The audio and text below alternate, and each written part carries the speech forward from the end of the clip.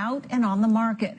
It's a race against the clock, but every day Inovio Pharmaceuticals is getting closer to releasing this urgent medicine. News 8's Nida Arampur went to the lab to find out what it is they're creating.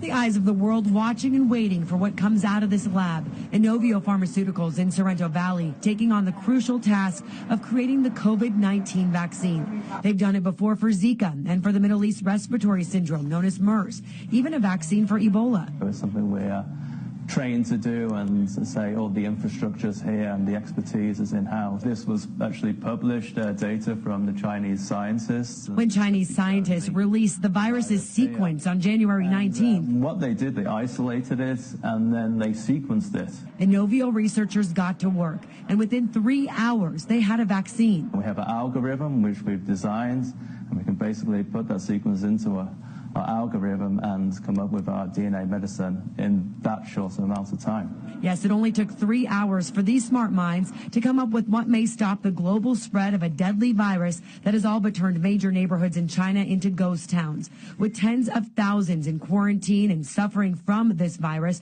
the urgency of what these researchers are doing is not lost here. We're really laser focused on this one right now. So this is the plasmid production. Dr. Trevor Smith takes us into the lab to show us how they're creating this vaccine. So it all starts with this very tiny amount of DNA. They want what they call DNA medicine to multiply in dishes, vials, and vats where yeast and bacteria all mix together to make even more medicine. And that's what's inside this brown liquid, which then turns into a paste. Once it's purified, it would then turn into this clear liquid solution containing that DNA.